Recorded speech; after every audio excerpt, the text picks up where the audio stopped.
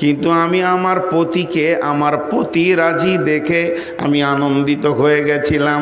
তবে কে যেন মাথায় বলল, এ হতভাগা খেপি পাগলি, এটা তোর ভবিষ্যতের পাথিয়া নয়। আজকে তুই মরলে কালকে এই পাথিও, এই স্বামী তোর সঙ্গে কবরে ঢুকবে না, একা হয়ে যাবি। জি, এটা গোরস্থানে লেখা রয়েছে, বেশ হাইওয়ে, ন্যাশনাল হাইওয়ে রোড, আর সুন্দর করে বড় করে গোরস্থানে লিখে দিয়েছে। মানে কবরওয়ালারা বলছে, লেখকটা খুব ভালো, তার জ্ঞান আছে। লিখেছে কি, হে পথিক, হে পথিক, তুমি তোমার সফর বিরতি করে কিছুক্ষণ থেমে যাও। হে পথিক, মানে এটা গোরস্থান শুয়ে আছে, ওরা আমরা পেরিয়ে গেছি আমাদেরকে বলছে আর কি। হে পথিক, তোমার সফরকে কিছুক্ষণ বিরতি করে থেমে যাও, আমাদের মতো অসহায়ের জন্য দোয়া করে যাও। তারপরে দ্বিতীয় লিখছে ছন্দ, হে পথিক, তোমরা যে যেখানে গতকাল ছিলাম আমরা সেখানে, আর আজ আমরা আছি যেখানে আগামীকাল তোমরা আসবে সেখানে, এ কথা একটু থেমে ভেবে যাও। জি ভাই, হে পথিক, একটু এই কথাটা থেমে একটু ভেবে যাও। কিন্তু আমাদের থামারও টাইম নাই, হুর করে চলে গেছি, ভাবারও টাইম নাই, কি নেব কি সঙ্গে না নেব। মাঝে আমি বলেছি যে এই বিষয়ই কথাটা কাজে লাগবে, তার জন্যে একটু প্রসঙ্গবিহীন 2 মিনিট একটা কথা বলছি। কিয়ামতের মাঠে 2টি আদালত হবে। আমি বাংলাদেশে এবছর 2 মাস ছিলাম, 2 মাসের ওপর ছিলাম, ওই যে ইন্ডিয়াতে কম দেখা গেছে আমাকে। তো ওখানে আমি একটা জায়গায় রানীর শঙ্কল ঠাকুরগাঁও এলাকায় মাগরিব পর আসছিলাম, তো একটা মসজিদে নামাজ পড়লাম, ভালো মসজিদ, ছোট, লোক সব ঘিরে মুসাফা করতে লাগলো। তো আমি দেখলাম যে নামাজ পড়ে অন্তত 2 মিনিট তো কথা বলা যায়, লোকগুলো শান্তি পাবে। তাহলে আপনি একটু বসেন, সুন্নতটা 2 মিনিট পর পড়বেন, আমি 2 মিনিট কথা বলবো, বেশিক্ষণ নয়। আপনাদেরকে একটা যুক্তি দিচ্ছি, যুক্তিটা রেডি করে নেন। কিয়ামতের মাঠে আদালত হবে 2টা, কিয়ামতের মাঠে আদালত হবে 2টি। একটা আদালতের নাম হবে হাক্কুল্লাহ, আর একটা আদালত হবে হাক্কুল ইবাদ বা হাক্কুল খালক। 2টি আদালত কিয়ামতের মাঠে হবে। 2খানা আদালত হবে। এখন ছোট্ট একটি উদাহরণ দিব, তারপরে এই কথাটা বলবো। উদাহরণটা কি, আমার বাড়ি অহিদপুরের কোনো ছেলে, ও অনেক কষ্ট করে টাকা পয়সা দিয়ে পাসপোর্ট করে সৌদিতে একটা কাজ পেয়েছে, 50,000 টাকা 60,000 টাকা বেতনের। আজকে হলো ক তারিখ, 4 তারিখ। ওর প্লেনের টিকিট আছে 15 তারিখে, তার মানে আর 11 দিন। তো বাইকটা নিয়ে খালি দৌড়ছে, একবার খালাকে দেখা করে এলো, ফুফুকে দেখা করে এলো, বোনগুলোকে বাড়ি বহিনগুলোকে দেখা করে এলো, একবার মামাদের বাড়ি গেল, নানা নানিকে দেখা করে এলো, শ্বশুর বাড়ি গেল, শ্বশুর শাশুড়ি যত ছিল খালি দেখা করছে, আমি চলে যাব। এবার বাড়িতে বসেছে, তখন আর 5 দিন আছে, তো কাগজ কলম নিয়ে বসেছে। কে কত টাকা পাবে? খলিলুর রহমান পাবে 200 টাকা, জমশেদের দোকানে আছে 20 টাকা, ওখানে নুন তেলের দোকানে আছে 2000 টাকা। সব দিতে শুরু করলে, লে রে ভাই টাকা নিলে আমি বিদেশ চলে যাচ্ছি। হ্যাঁ, তা গ্যাসের দোকানে বলে দিলে যে ভাই আমি 2 বছর আসবো না, তা আমার বহুটা বাড়িতে থাকলো, ভাইরা হয়তো ছেলেটা এসে গ্যাসটা সিলিন্ডার দিবি। সব রেডি করছে, কারোর টাকা বাকি রেখে যাব না, সব দিয়ে দিব। বলেন ওর দিনটা আর 3 দিন আছে, মাত্র আর 3 দিন। আজকে শনিবার, রবিবার, সোমবার বাদ দিয়ে মঙ্গলবার প্লেন। মঙ্গলবার ভোরবেলায় উঠে চলে যাবে পাটনা, ওখান থেকে প্লেন ধরে দিল্লি দিয়ে সৌদি। এমন সময় ওর বোন, বড় বহিনটা ফোন করছে, আরে ভাই খাইরুল একবার আয় তো, আমাকে দেখা করে যেত। পারবে? বোন আর পারবো না, এই তো 7 দিন আগে গেলাম। যত দিন কাছে আসবে তত কাজ ঘন হয়ে যাবে, ব্যস্ত বেড়ে যাবে, আর পারবো না। বোন হলো, তুই যা বলার ফোনে বল, কালকে আমি গোছাবো, পরশু দিন কাগজপাতি দেখবো, বেরিয়ে চলে যাব। ভাইরা আমার, ওই লোকটা জানে আমি যদি হায়াতে বেঁচে থাকি 2 বছরের এগ্রিমেন্ট আছে, 23 সালটা থাকবো, 24টা থাকবো, 25 সালের মার্চ মাসে আবার আমি ফিরে চলে আসব। কিন্তু তারপরেও সমস্ত কাজগুলি গোছাতে শুরু করছে। এখন এই কথাটা ভালো করে ভাবেন, এই সফরে গেলে মানুষ ফিরে আসে, তারপরও নিজের কাজগুলোকে গোছাচ্ছে। এই সফরে গেলে মানুষ ফিরে আসে, তারপরও সে নিজের কাজগুলোকে গোছাচ্ছে। আর একবার বলছি, এই সফরে গেলে মানুষ ফিরে আসে, চিরদিন চলে যায় না, তারপরও নিজের কাজগুলোকে সে গোছাচ্ছে। বন্ধুরে, আপনার আমার সফর একটা আছে, বিদেশ যেতে হবে। যে দেশে গেলে মানুষ আর ফিরে আসে না। আমার আব্বা আসেনি, আমার মা আসেনি, আর আমিও কোনোদিন ফোন করে খবর নিতে পারবো না, আব্বুরে আপনি কেমন আছেন, মা তোমার হালাতটা কি।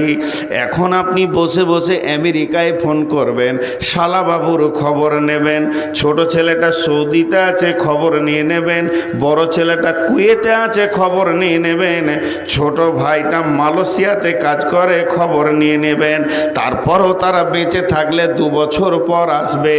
এর জন্যে যদি এত কাজকে, কাপড়কে, কাগজকে, পেপারসকে, পাসপোর্টকে জোগাড় করতে হয়, মানুষের আইনের ফাঁক দিয়ে পার হওয়ার জন্যে, মানুষের তৈরি করা নিয়মের ভিতর দিয়ে পেরিয়ে গিয়ে নিজের কাজকে গোছানোর জন্যে এত কিছু লাগে।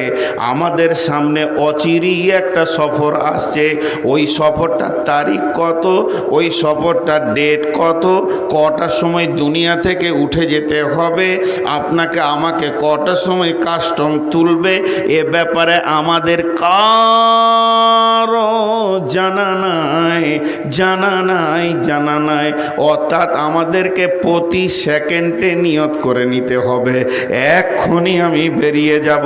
তাহলে আমি যে এমন সফরে যাব আর আমি ফিরে আসব না, তাহলে আমার গাঁওয়ালা, গ্রামওয়ালা, পাড়াওয়ালা, টালাওয়ালার সঙ্গে কেমন ব্যবহার করে যেতে হবে।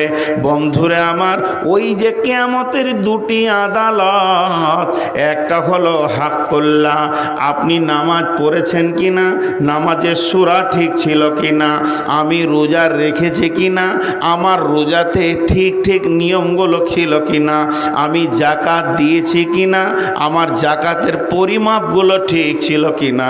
এগুলো হলো হাক্কুল্লাহ, এগুলো আল্লাহর হক। আল্লাহ বলবে আমার হকগুলো আমাকে সুন্দর করে বুঝিয়ে দে ও বন্ধুরে।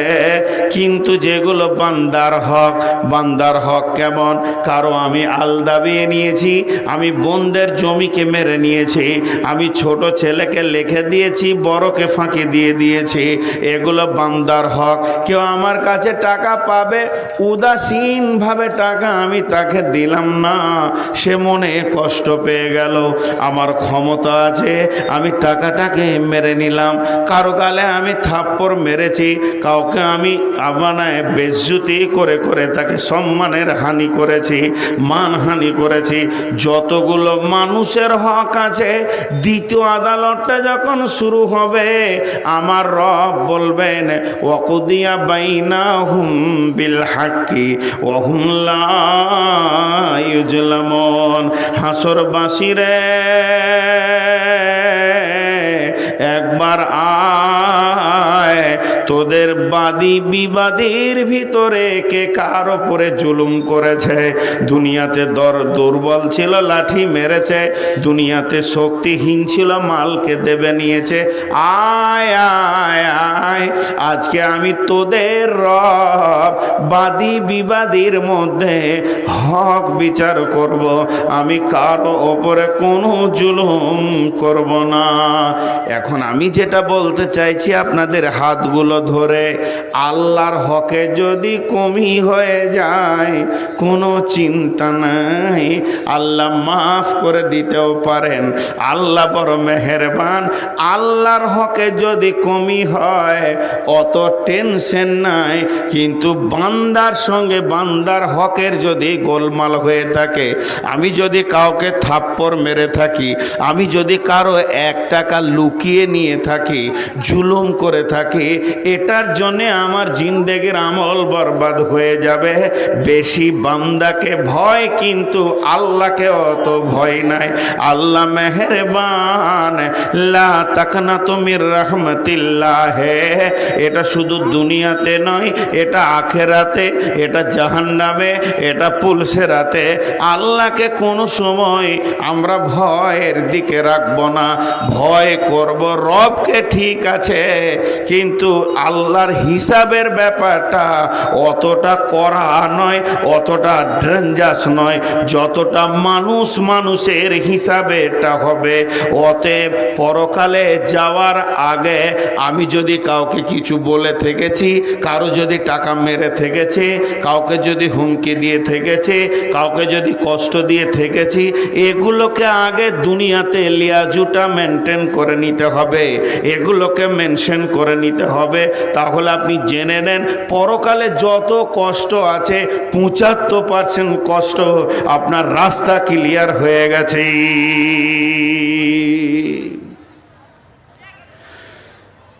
অনেকে দেখবেন বাসে ভাড়া সম্পূর্ণ দেয় না।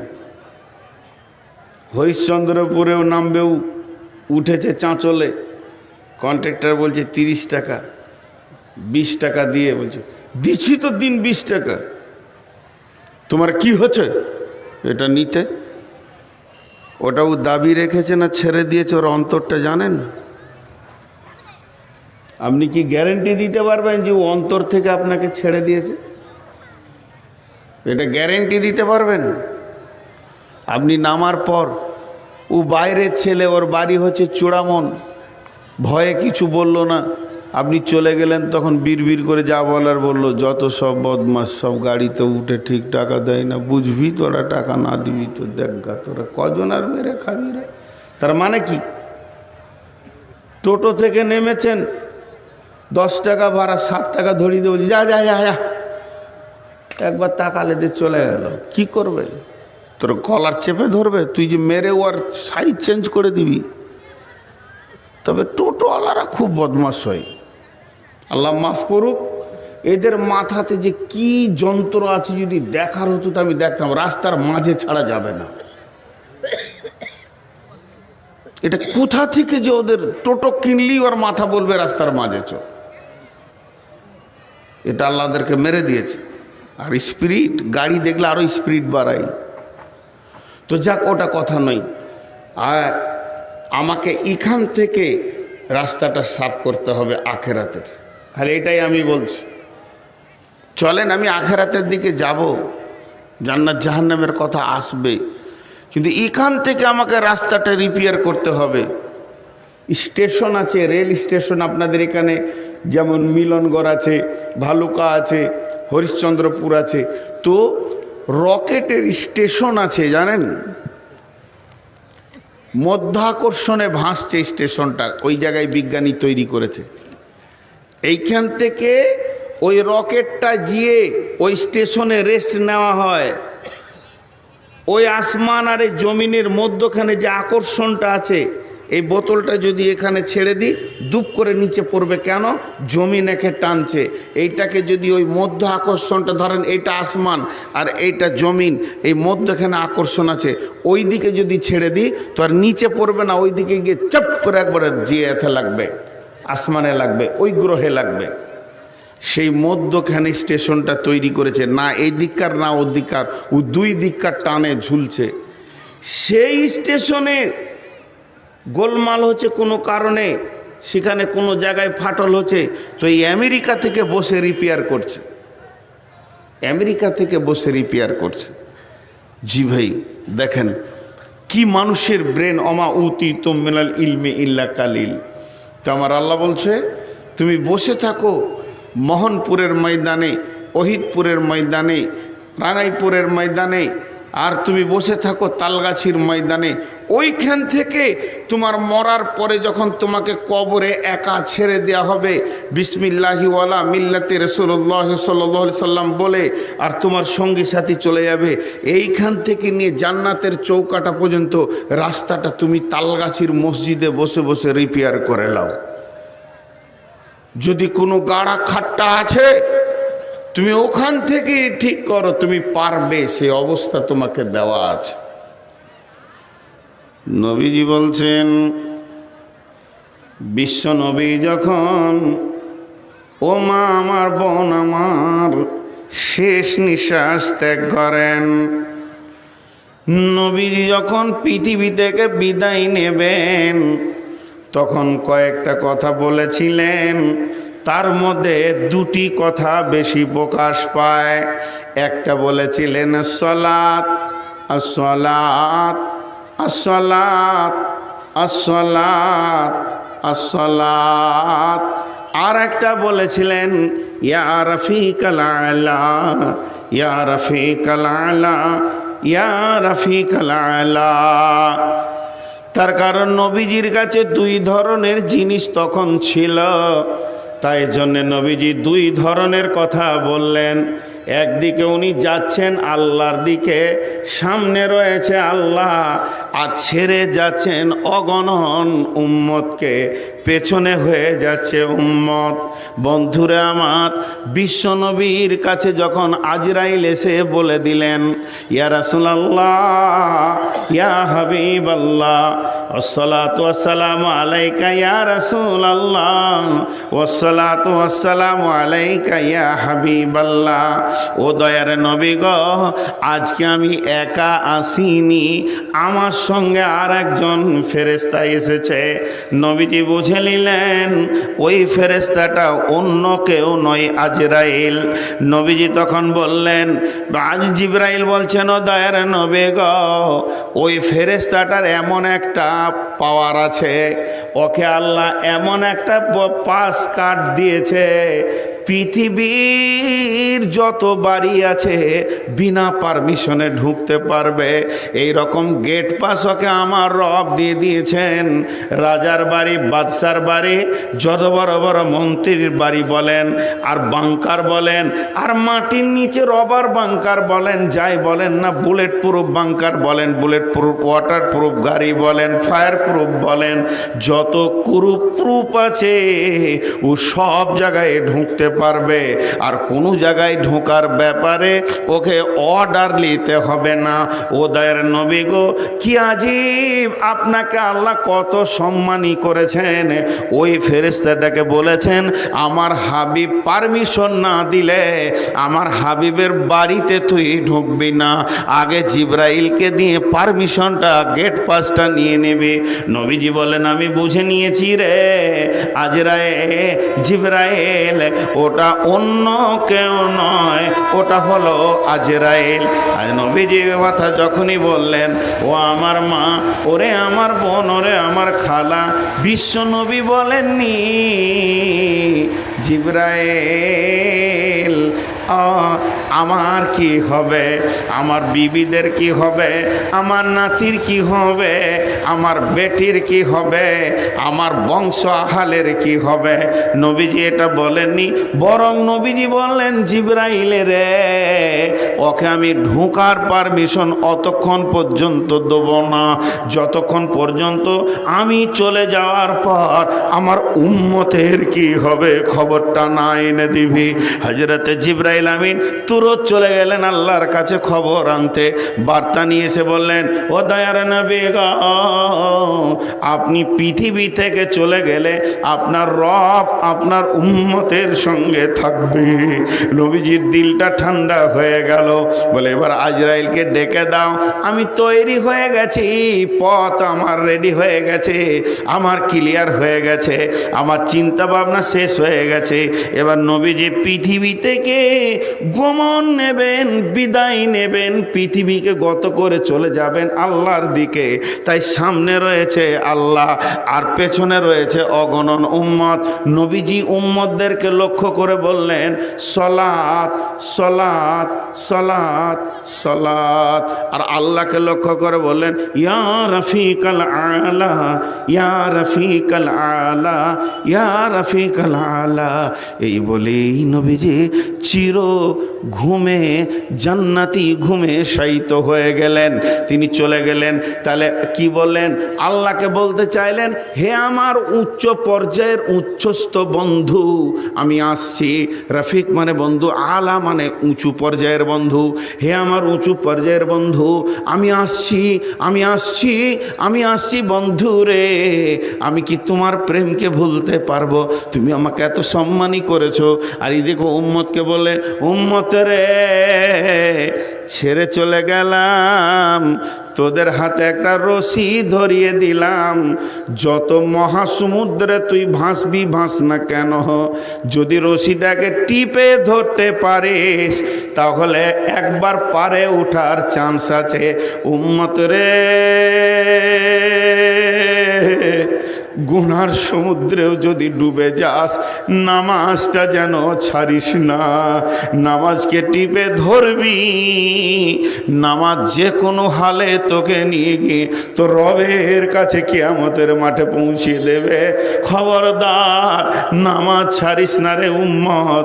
ভুলবশত কাবিরা গুনাহ হয়ে যেতে পারে, কিন্তু ভুলবশত নামাজ ছাড়বি না রে উম্মত।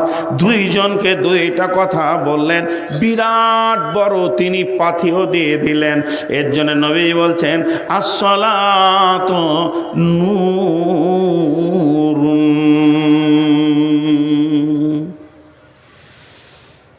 আল্লাহ, ইউটিউবাররা যেখানে যেছি সেইখানে চলে গেছে, পুঁজি নাই তাও যেছে।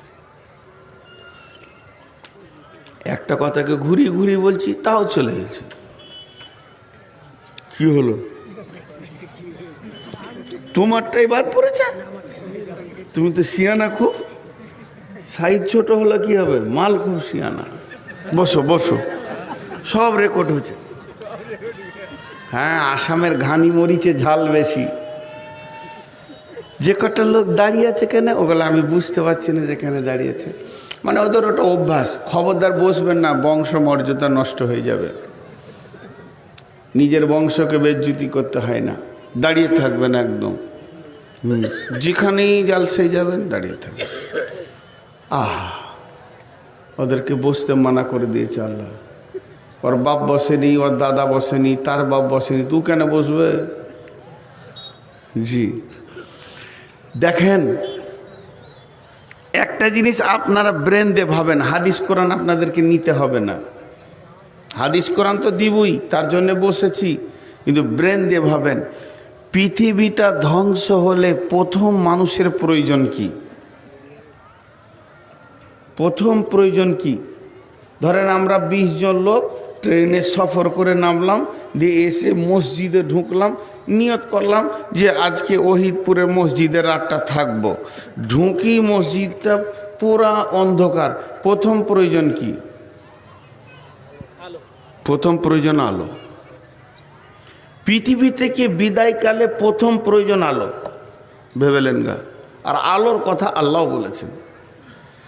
পৃথিবী থেকে আপনাকে কবরে রাখবে, কবরটা অন্ধকার, কিয়ামত অন্ধকার, জাহান্নাম আরও অন্ধকার, জাহান্নামের আগুনের রং কালো, তো আরও অন্ধকার। তাহলে প্রথম প্রয়োজন আলো। কেন আলো প্রয়োজন? যেদিন পৃথিবী ধ্বংস হবে, সূর্য ধ্বংস হয়ে যাবে। সূর্য শুধু নয়, চন্দ্র ধ্বংস হয়ে যাবে। শুধু চন্দ্র নয়, তারাগুলোও একটা থাকবে না। তাহলে কি পাওয়ার হাউসগুলো থাকবে, বিদ্যুৎ প্রকল্পগুলো থাকবে, জি না, মাটির সঙ্গে মিশে যাবে। আলোগুলো সব শেষ হয়ে গেল, মোমবাতি পাবেন না, আগরবাতিও পাবেন না, পাবেন না আপনি প্রদীপ, পাবেন না আপনি কোনো আলো চেরাগ, সবগুলো ধ্বংস হয়ে গেল। পৃথিবীটা অন্ধকার অবস্থায় থাকবে। কতদিন থাকবে? 40 বছর থাকবে। এরপরে যখন উঠানো হবে, যখন মানুষ উঠবে, সুম্মা নুফিকা ফীহি উখরা ফাইদা হুম কিয়ামুন ইয়ানজুরুন। দ্বিতীয় সূরে যখন কিয়ামতের মাঠে উঠবে মানুষ, আঁধার আর আঁধার, এমন আঁধার হবে সূর্য তো নাই, চন্দ্রও নাই, তারাও নাই, বিদ্যুৎ প্রকল্প নাই, ব্যাটারি নাই, টর্চ নাই, কিছুই নাই, আঁধার আর আঁধার। কিন্তু একটা আলো কিয়ামতের মাঠকে চুমকে দিবে। সেই আলোটা আল্লাহ বলছেন, ও আশরাকাতিল আরদু বিনূরি রাব্বিহা, তোদের আল্লাহর নূরে কিয়ামত চমকাতে থাকবে রে। তবে ওই নূরটা তো সবাই পাবে না, ওই নূরটা আল্লাহ সবাইকে দেবেন না। সেই নূরটা কে পাবে? কে পাবে? কে পাবে? যারা পৃথিবীর বুকে নামাজকে পড়েছে। এর জন্য নবীজি বলেছেন, সলাত সলাত সলাত। পরকালের বড় পাথিও হলো তোমার সলাত। লোকটা জেনা করেছে, লোকটা চুরি করেছে, লোকটা সুদ খেয়েছে, লোকটা মিথ্যা কথা বলেছে, লোকটা বেঈমানি করেছে, গুন্ডামি করেছে, ডাকাতি করেছে, খুন খারাপি করেছে, কাবিরা গোনা কোনোটাই বাদ নাই। তবে ভুলবশত এক ওয়াক্ত নামাজ ছাড়েনি, তারপরেও তাকে আলোটা দেওয়া হবে। ও আশরাকাতিল আরদু বিনূরি রাব্বিহা, তার রবের নূরের জ্যোতি আল্লাহ তাবারাক ওয়া তাআলা ওই লোকদেরকে দেবেন যারা কিয়ামতের মাঠে সলাতকে নিয়ে যেতে পারবে। নামাজওয়ালারা কবরেও নূর পাবে, নামাজওয়ালারা কবরেও নূর পাবে, গোটা চমকাবে। কেমন চমকাবে? আল্লাহ পুল সিরাতের কথা বলেছেন, ধ্যান দিয়ে শুনেন। বিসমিল্লাহির রহমানির রহিম। ইয়াওমা তারাল মুমিনিনা ওয়াল মুমিনাতি ইয়াসআ নূরুহুম বাইনা আইদিহিম ওয়া বিআইমানিহিম বুশরাকুমুল ইয়াওম জান্নাতুন তাজরি মিন তাহতিহাল আনহারু খালিদিনা ফিহা যালিকা হুয়াল ফাওজুল আযীম। সূরা হাদিদ আল্লাহ বলছেন, পরকাল এখান থেকে রিপেয়ার করেন। এই ওহিদপুরের জালসার ময়দান থেকে আপনি কম্পিউটার দিয়ে রিপেয়ার করালেন, আপনার আলো হয়ে যাবে, আলো পেয়ে যাবেন, আপনার পাওয়ার হাউস লেগে যাবে, পোল বসে যাবে, আপনার বাল্ব জ্বলবে। আল্লাহ বলছেন, কঠিন কিয়ামতের দিনে, যেদিন খুব ভয়াবহ দিন হবে, যেদিনটা প্রলয়ের দিন হবে, যেদিনটা হিসাবের দিন হবে, সেদিন তোমরা দেখতে পাবে যে এক শ্রেণীর লোকের ডান দিক এবং সামনে দিক নূরের আলোতে চকমক চকমক করছে। তার মানে ওই লোকটার বিন্দু মাত্র অসুবিধা হচ্ছে না। ইয়াওমা তারাল মুমিনিনা ওয়াল মুমিনাতি, শুধু মুমিনের কথা বলেনি, মুমিনাদের কথাও বলেছেন। আল্লাহ তাবারাক ওয়া তাআলা বলছেন, পৃথিবীর বুকে যারা মুমিন হবে আর মুমিনা হবে, নারী পুরুষ, তোমরা শোনো, তোমাদের সলাতের কারণে আল্লাহ তোমাদেরকে এমন একটা নূর কিয়ামতের মাঠে দেবেন, আলো দেবেন, যে আলোতে তোমার সামনে দিকটা জ্বলবে প্রখরভাবে আর ডান দিকটা জ্বলবে। আর এটা হবে সেই দিনের জন্যে বুশরাকুমুল ইয়াওম, ওই দিনের সুসংবাদ, এত বড় সুসংবাদ আর হতে পারে না।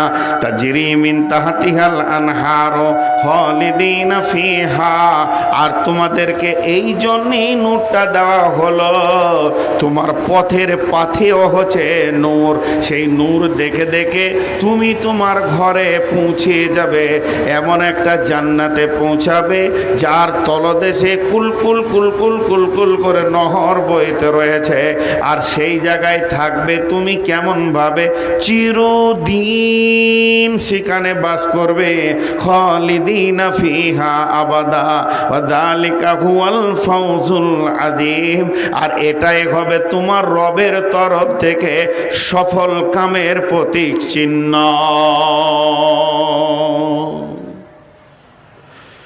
মাঝে একটা কথা বলি, আপনাদের বিরক্ত লাগছে নাকি? তো উঠছে কেন এত? অভ্যাস খারাপ। দাঁড়ান, আমাকে দ্বিতীয় কথাটা বলতে দেন।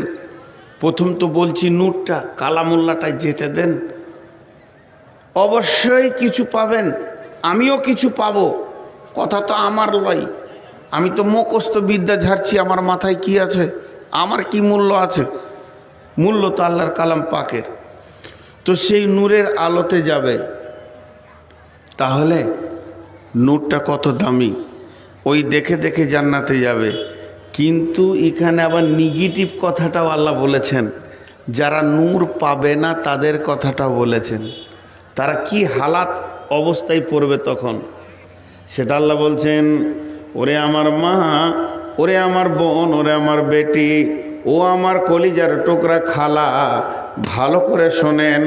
আমার রব বলছেন, ইয়াউমা ইয়াকুলুল মুনাফিকুনা ওয়াল মুনাফিকাতু লিল্লাযীনা আমানু জুরনা নাকতাবিস মিন নূরিকুম কিলা ইরজিউ ওরাআকুম ফালতামিসু নূরা। আলোকে নিয়ে কত ঝামেলা চলবে, খালি দেখেন এটা কত জরুরি জিনিস, যে কত ঝামেলা চলবে। কেমন একটা উদাহরণ দিই, গভীর রাত্রিতে 1:30টার সময় নেমেছি আপনি আর আমি ভালুকা রোডে কিংবা মিলনগড়ে, আর রাস্তা খুব খারাপ, খাল খোট্টা হয়ে আছে, ফের আবার কোনো জায়গায় খালে নেমে বাঁশের ঝোড় দিয়ে নদী পার হতে হবে, ব্রিজ নাই, আর ভয়ানক রাস্তা, জিন ভূতের ভয় তো আছেই আছে, সেই সাথে আরও রাস্তার খুব ভয়ানক, কোথাও উবুর হয়ে পড়বো, আর মাথায় পাথর লাগবে না বুকে লাগবে আল্লাহ জানে। কিন্তু ঘটনা কি, আমি যখন ট্রেনের সামনে থেকে নামছি তো দেখে নিয়েছি আপনি ট্রেনের পেছনে নেমেছেন, তো 2টা প্যাসেঞ্জার হলো। আমি আসছি কোথা থেকে, আমি আসছি শিলিগুড়ি থেকে। আমি ভেবেছিলাম মাগরিবের সময় ট্রেন ঢুকবে, লাইনের গোলমালের কারণে রাত 1:30টায় ঢুকছে। আপনি আসছেন কোথা থেকে, হরিশ্চন্দ্রপুর থেকে। কেন? মায়ের অসুখ, ওষুধ আনতেই হবে। তা আপনি সন্ধ্যায় গেছেন তো লাইট নিয়ে গেছেন, লাইট দিয়ে ট্রেন থেকে নেমে ব্যাগটাকে কাঁধে পিঠে লাগিয়ে এমনি করে চেন টেনে লাইটটা বের করেছেন। আর যখনই আপনার লাইটটা দেখে নিচে তো আমার কলিজাটা বড় হয়ে গেল। কে রে, জমশেদ নাকি রে? বলে হ্যাঁ ভাই। কোথায় গেছিলে তুমি? বলে আমি জালসা করতে গেছিলাম, আমি আসছি শিলিগুড়ি থেকে। তুমি কোথায় গেছিলে? আমি গেছিলাম মায়ের ওষুধ আনতে, হঠাৎ মায়ের অবস্থা খারাপ, রাতে যেতে হয়েছে। লাইট এনেছো না? বলে হ্যাঁ। তো চলো তোমার লাইটে চলে যাই।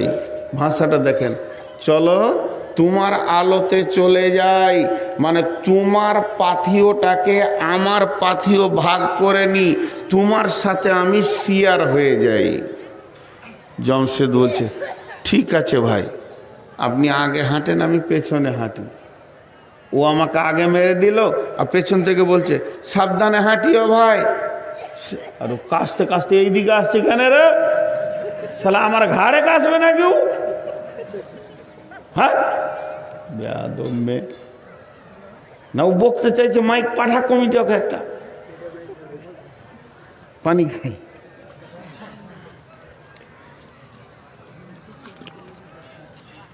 তো জমশেদ ভাই আমাকে নিল, দিয়ে বলছে হাঁটো, একটু সাবধানে হাঁটবে, দেখো এখানটা পা পিছলেই না, এখানে পাথর আছে ভাই, ডান দিক করে নদীতে নামো, ওই দিকটাতে বালু আছে, এই ধারটাতে কাদা আছে, খাল আছে, পড়ে যেও না।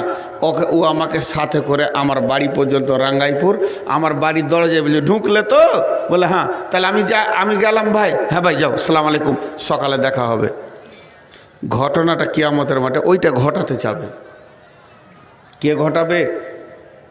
কে ঘটাবে? সূরা হাদীদ থেকে বলছি, এটা আমার বাবার গল্প করিনি। আমার আল্লাহ বলছেন, যখন কিয়ামতের মাঠে ঈমানদাররা উঠবে, যারা সলাত আদায় করেছে, তার মানে দুনিয়া থেকে যারা কুপন কেটে রেখে দিয়েছে, যারা আমাকে পাথিও বুঝিয়ে দিয়ে রেখেছে, তারা যখন কিয়ামতের মাঠে উঠবে, আমি আর রব সঙ্গে সঙ্গে তাদের নূরগুলো ফিটিং হয়ে যাবে। মিস্ত্রি আসতে দুদিন লেট আছে,